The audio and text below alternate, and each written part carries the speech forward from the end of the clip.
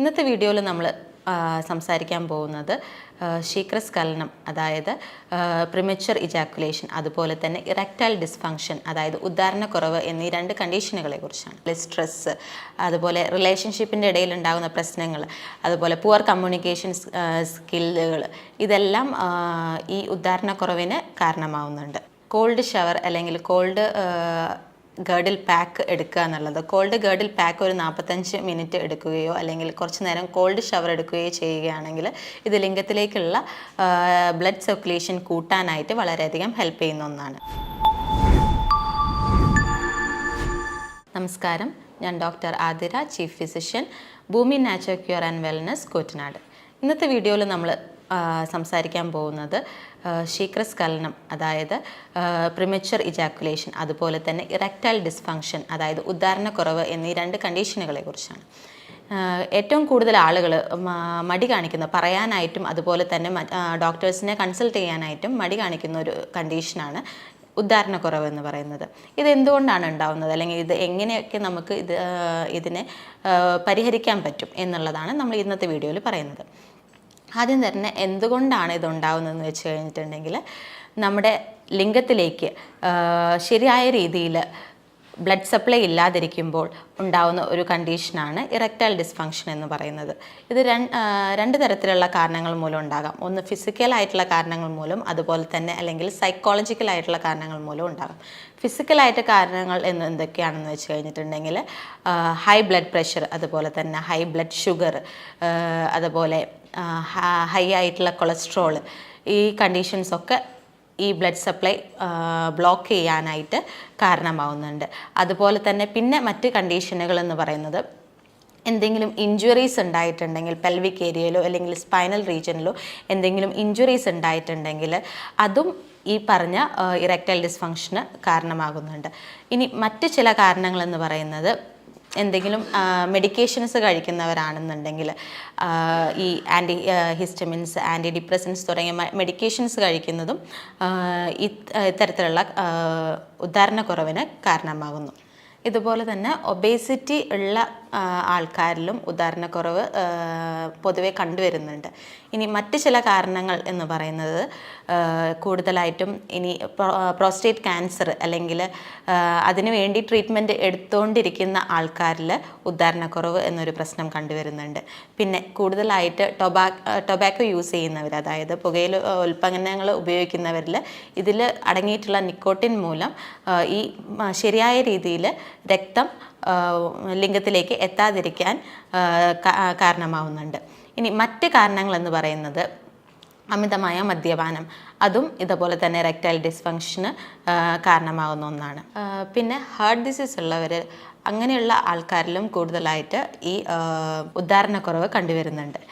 അതുപോലെ തന്നെ ടെസ്റ്റോസ്റ്റെറോണിൻ്റെ ലെവൽ കുറവുള്ള ആൾക്കാരിലും ഉദ്ധാരണക്കുറവ് കണ്ടുവരുന്നുണ്ട്. ഈ ഫിസിക്കലായിട്ടുള്ള കാരണങ്ങൾക്ക് പുറമെ സൈക്കോളജിക്കലായിട്ടുള്ള കാരണങ്ങളും ഉദ്ധാരണക്കുറവിന് വഴിവെക്കുന്നുണ്ട്. അതിൽ ആദ്യത്തെ കാരണം എന്ന് പറയുന്നത് ഡിപ്രഷൻ, ആൻസൈറ്റി തുടങ്ങിയ കണ്ടീഷൻസ് ഇറക്ടൈൽ ഡിസ്ഫങ്ഷൻ ഉണ്ടാക്കുന്നു. അതുപോലെ സ്ട്രെസ്സ്, അതുപോലെ റിലേഷൻഷിപ്പിൻ്റെ ഇടയിൽ ഉണ്ടാകുന്ന പ്രശ്നങ്ങൾ, അതുപോലെ പുവർ കമ്മ്യൂണിക്കേഷൻ സ്കില്ലുകൾ, ഇതെല്ലാം ഈ ഉദ്ധാരണക്കുറവിന് കാരണമാവുന്നുണ്ട്. ഈ ഉദ്ധാരണക്കുറവ് മൂലം ഉണ്ടാകുന്ന കോംപ്ലിക്കേഷൻസ് എന്ന് പറയുന്നത് സ്ട്രെസ്സ്, ഡിപ്രഷൻ എന്നീ കണ്ടീഷനിലേക്ക് ഇത് കൊണ്ട് എത്തിക്കുന്നതാണ്. പിന്നെ മറ്റ് കാരണങ്ങളെന്ന് പറയുന്നത്, റിലേഷൻഷിപ്പ് പ്രോബ്ലംസ് ഉണ്ടാകാം, അല്ലെങ്കിൽ ഈ പാർട്ട്ണറിന് പ്രഗ്നൻ്റ് ആവാൻ പറ്റാതിരിക്കുക, ഇതെല്ലാം കോംപ്ലിക്കേഷൻസിൽ വരുന്നതാണ്. ഇനി ഇതുപോലെ തന്നെ മറ്റൊരു കോംപ്ലിക്കേഷനായിട്ട് നിൽക്കുന്ന ഒന്നാണ് ഹാർട്ട് അറ്റാക്ക് എന്ന് പറയുന്നത്. അതും ഇറക്ടൈൽ ഡിസ്ഫങ്ഷൻ ഉള്ള ആൾക്കാരിൽ, അതായത് അങ്ങനെയുള്ളവർക്ക് ചിലർക്ക് ഹാർട്ട് അറ്റാക്കിനുള്ള ചാൻസുകളും കാണുന്നുണ്ട് എന്ന് പറയപ്പെടുന്നു. ഇനി ഈ ഒരു കണ്ടീഷനെ നമ്മൾ എങ്ങനെയൊക്കെ നമുക്ക് പരിഹരിക്കാം അല്ലെങ്കിൽ കൺട്രോളിൽ നിർത്താം എന്നുള്ളതാണ് നമ്മൾ അടുത്തായിട്ട് നോക്കാൻ പോകുന്നത്. ആദ്യം തന്നെ നമ്മൾ ഡയറ്റ്, ഈ കണ്ടീഷൻ ചേഞ്ച് ചെയ്യാനായിട്ട് നമ്മൾ ഡയറ്റിൽ ചെറിയ ചെറിയ മാറ്റങ്ങൾ നമുക്ക് വരുത്താവുന്നതാണ്.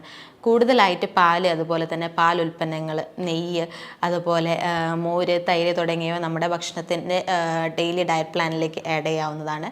അതുപോലെ തന്നെ ഒമേഗ 3 റിച്ച് ഫുഡായിട്ടുള്ള ചെറിയ മത്സ്യങ്ങൾ നമുക്ക് ഈ ഡയറ്റ് പ്ലാനിലേക്ക് ആഡ് ചെയ്യാം. അതുപോലെ നട്ട്സ്, സീഡ്സ് കൂടുതലായിട്ട് കഴിക്കാനായിട്ട് ശ്രദ്ധിക്കുക.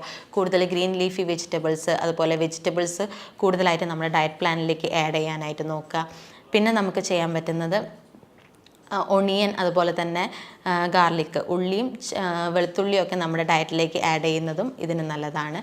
ഫ്രൂട്ട്സ് ആയിട്ടുള്ള അവക്കാഡോ, കിവി, അതുപോലെ ബെറീസ് നമുക്ക് ഡെയിലി ഡയറ്റിലേക്ക് ആഡ് ചെയ്യുന്നതും ഈ ഉദാഹരണക്കുറവിന് നമുക്ക് ഹെൽപ്പ് ചെയ്യുന്നതാണ്. അപ്പോൾ നമുക്ക് ഇത്രയും കാര്യങ്ങൾ നമുക്ക് ഡയറ്റിലൂടെ ചെയ്യാം. ഇതുപോലെ തന്നെ ബീട്രൂട്ട്, പൊംഗ്രാനൈറ്റ് തുടങ്ങിയ ഭക്ഷണ പദാർത്ഥങ്ങളും നമുക്ക് ഡെയിലി ഡയറ്റ് പ്ലാനിലേക്ക് ആഡ് ചെയ്യാവുന്നതാണ്. ഡ്രൈഡ് ഗ്രേപ്സ്, അതായത് ഉണക്കമുന്തിരി കുറച്ച് നേരം സോക്ക് ചെയ്ത് വെച്ച് അത് കഴിക്കുന്നതും വളരെയധികം നല്ലതാണ്. ഇതുപോലെ തന്നെ നമുക്ക് ഡയറ്റ് അല്ലാതെ മറ്റ് പല കാര്യങ്ങളും നമുക്കിതിന് ചെയ്യാൻ പറ്റും. പക്ഷെ അതിന് മുന്നേ നമുക്ക് എന്തൊക്കെ കാര്യങ്ങൾ ഇതിൽ അവോയ്ഡ് ചെയ്യണം, ഫുഡിൽ എന്തൊക്കെ കാര്യങ്ങൾ അവോയ്ഡ് ചെയ്യണം എന്ന് പറയേണ്ടതുണ്ട്. നമുക്ക് ആവശ്യമില്ലാതെ നമ്മളിപ്പോൾ പുറമെന്ന് കഴിക്കുന്ന ജങ്ക് ഫുഡ്സ്, അതുപോലെ പ്രോസസ്ഡ് ഫുഡുകളെല്ലാം പരമാവധി ഒഴിവാക്കാനായിട്ട് നോക്കുക. അതുപോലെ തന്നെ കൂടുതൽ സ്വീറ്റ്, അതുപോലെ തന്നെ കൂടുതൽ ഓയിലി ആയിട്ടുള്ള ഫുഡുകൾ പരമാവധി ഒഴിവാക്കാനായിട്ട് നോക്കുക. ഇതോടൊപ്പം തന്നെ നമുക്ക് ഒഴിവാക്കേണ്ട 2 കാര്യങ്ങളാണ് സ്മോക്കിങ്ങും അതുപോലെ തന്നെ ആൽക്കഹോൾ കൺസംഷനും, അതായത് മദ്യപാനവും. ഇത് രണ്ടും ഇറക്ടൈൽ ഡിസ്ഫങ്ഷന് വളരെ വലിയൊരു റോള് വഹിക്കുന്നുണ്ട്. ഇത് രണ്ടും കംപ്ലീറ്റ് ആയിട്ട് തന്നെ അത് നമ്മൾ ഒഴിവാക്കിയാലേ നമുക്ക് ഇതിന് എന്തെങ്കിലും ഒരു റിസൾട്ട് കിട്ടുകയുള്ളൂ. നമുക്ക് ഡയറ്റ് ശ്രദ്ധിക്കുന്നതോടൊപ്പം തന്നെ ചെയ്യേണ്ട മറ്റൊരു കാര്യമാണ് എക്സസൈസുകൾ. ഈ ചെറിയ എക്സസൈസുകൾ ചെയ്യുന്നത് നമ്മുടെ ശരീരത്തിനെയും അതുപോലെ തന്നെ മനസ്സിനെയും ഹെൽത്തിയായി വെക്കാനായിട്ട് ഇത് ഹെൽപ്പ് ചെയ്യുന്നു. ഇത് നമുക്ക് സ്ട്രെസ്സ്, മറ്റ് ടെൻഷൻസ് എല്ലാം ഒഴിവാക്കാനായിട്ട് ഹെൽപ്പ് ചെയ്യുന്ന ഒന്നാണ്. ഡയറ്റും അതുപോലെ തന്നെ എക്സസൈസിനും പുറമെ നമുക്ക് ചെയ്യാൻ പറ്റുന്ന മറ്റ് കാര്യമാണ് കോൾഡ് ഷവർ അല്ലെങ്കിൽ കോൾഡ് ഗേർഡിൽ പാക്ക് എടുക്കുക എന്നുള്ളത്. കോൾഡ് ഗേർഡിൽ പാക്ക് ഒരു 45 മിനിറ്റ് എടുക്കുകയോ അല്ലെങ്കിൽ കുറച്ച് നേരം കോൾഡ് ഷവർ എടുക്കുകയോ ചെയ്യുകയാണെങ്കിൽ ഇത് ലിംഗത്തിലേക്കുള്ള ബ്ലഡ് സർക്കുലേഷൻ കൂട്ടാനായിട്ട് വളരെയധികം ഹെൽപ്പ് ചെയ്യുന്ന ഒന്നാണ്. ഇനി ഇത്തരത്തിലുള്ള എന്തെങ്കിലും സിംറ്റംസോ പ്രശ്നങ്ങളോ ആരെങ്കിലും നേരിടുന്നുണ്ടെങ്കിൽ ഒരു മടിയും കൂടാതെ ഉടനെ തന്നെ അടുത്തുള്ള ഒരു എക്സ്പീരിയൻസ്ഡ് ഫിസിഷ്യനെ പോയി കാണുക. ഉടനെ തന്നെ അതിനുള്ള പ്രതിവിധികൾ സ്റ്റാർട്ട് ചെയ്യുകയാണ് വേണ്ടത്. ഈ പറഞ്ഞ കാര്യങ്ങളിൽ എന്തെങ്കിലും സംശയങ്ങളുണ്ടെങ്കിൽ താഴെ പറഞ്ഞിരിക്കുന്ന നമ്പറിൽ കോൺടാക്റ്റ് ചെയ്യുക. ഇനിയൊരു നല്ലൊരു വീഡിയോ കാണുന്നത് വരെ നന്ദി, നമസ്കാരം.